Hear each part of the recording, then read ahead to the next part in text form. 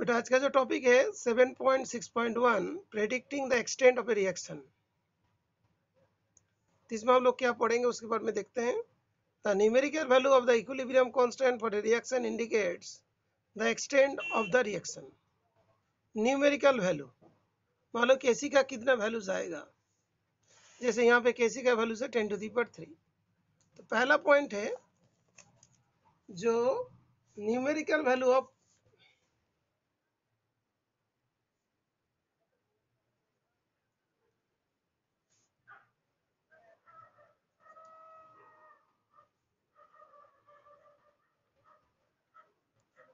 equilibrium constant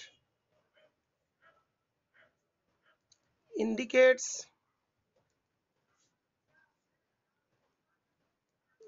extent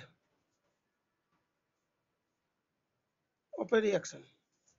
इसका मतलब क्या हुआ, इसका मीनिंग क्या हुआ, पहले देखना पड़ेगा मीनिंग क्या होता है। एक्सटेंट ऑफ ए रिएक्शन मतलब प्रोडक्ट ज्यादा बनेंगे, रिएक्टेंट ज्यादा रहेंगे और दोनों तरफ बराबर रहेंगे, लाइक दैट। जैसे कोई केस में सपोज हम लोग बोलते हैं कि केसी का वैल्यूज ग्रेटर देन 10⁻3, कोई भी एक रिएक्शन जैसे a plus B gives C plus D है, तो केसी का वैल्यू 10⁻3 से ज्यादा आ रहा है, तो इधर वाला क्या होता है प्रोडक्ट, इधर वाला होता है reactant.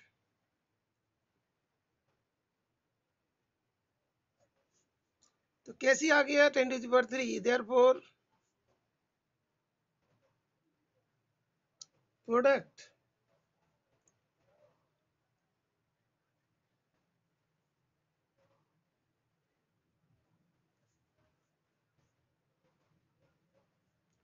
Over reactant.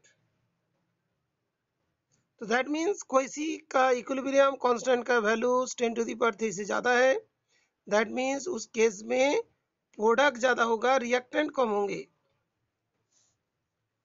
For example hydrogen oxygen का रिएक्शन जो है ना,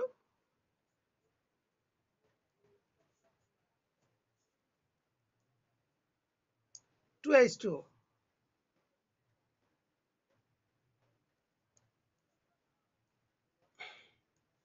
केल्विन में, इसकी इक्विलिब्रियम कांस्टेंट होता है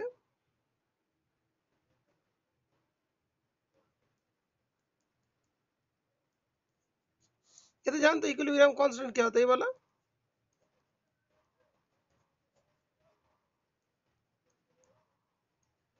केसी का वैल्यू ज्यादा है, दैट मीन्स प्रोडक्ट ज्यादा होगा।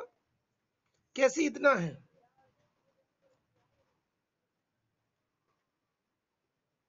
इसका लार्ज वैल्यू, तो इसमें क्या होगा प्रोडक्ट ही मैक्सिमम बन जाएंगे, रिएक्टेंट बहुत ही मामूली सा कम रहेंगे। Okay, H2 plus Cl2 give 2Cl, इसका भी केसी का वैल्यू 4 × 10⁻31, इसमें जो टेम्परेचर है 300 केल्विन में। तो ये सब रिएक्शन में क्या होता है कि प्रोडक्ट मैक्सिमम बनते हैं और रिएक्टेंट बहुत कम अमाउंट में रहते हैं। और कुछ रिएक्शन जैसे और भी रिएक्शन के तुम लोग को दिया है, H2 प्लस Br2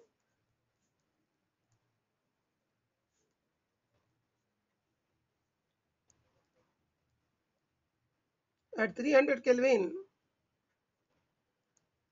केसी का वैल्यूज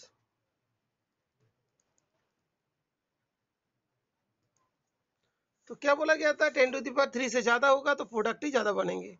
तो ये वाला reaction going to be complete, जब इक्विलिब्रियम अचीव होगी तब क्या होगा, वो कंप्लीशन की तरफ चलेंगे। दैट मीन्स कंप्लीट होने के टाइम में इक्विलिब्रियम अचीव होगी। Is it clear?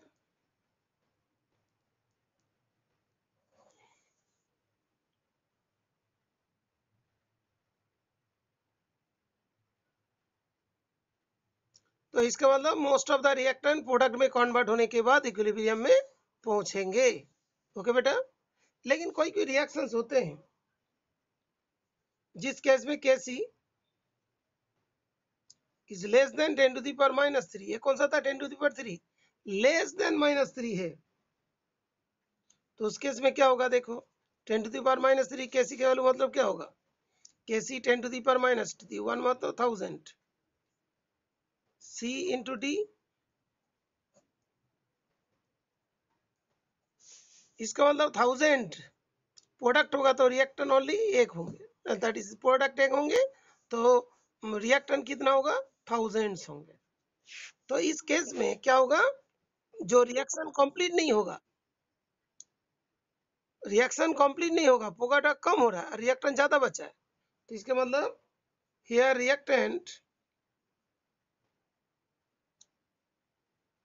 Predominant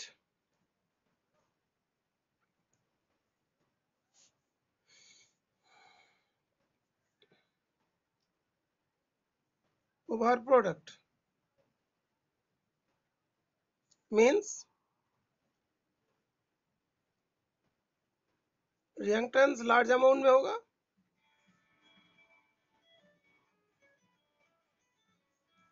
product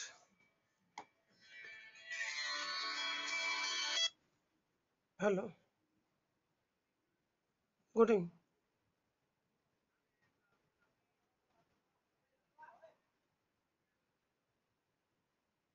अच्छा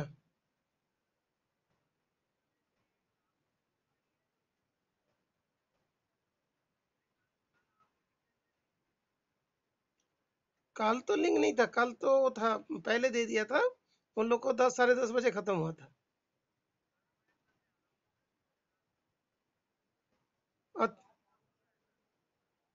अच्छा अच्छा,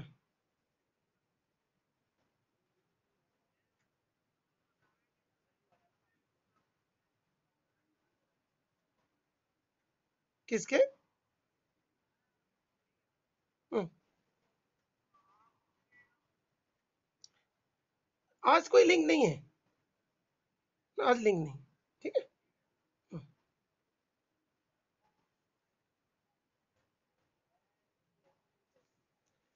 तो इसमें क्या होगा, रिएक्टेंट लार्ज अमाउंट में होगा और प्रोडक्ट लेस अमाउंट, बिकॉज 1/1000, ये वाला ज्यादा होगा ये वाला कम होगा, ओके। तो जहां पे Kc का value less than 10 to the power -3, वहां पे क्या होगा, इक्विलिब्रियम तब अचीव होती है जिस टाइम में क्या हो जाएगा, प्रोडक्ट दैट इज कम होगा और रिएक्टेंट ज्यादा होंगे, दैट मीन्स जिसका इक्विलिब्रियम कांस्टेंट कम है वो कभी कॉम्प्लीशन की तरफ जाएगा नहीं, ओके। नेक्स्ट जो है, इस टाइप का रिएक्शन भी एक दो एग्जांपल याद रखना पड़ेगा, जैसे देखो N2 + O2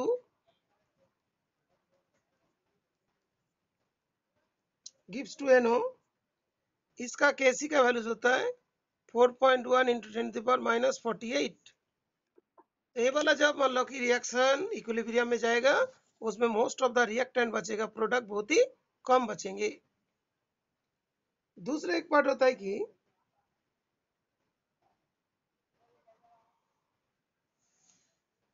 अभी Kc का values greater than 10 to the power -3 lesser than 10 to the power 3 हो, तब क्या होगा, इसमें जैसे रिएक्टेंट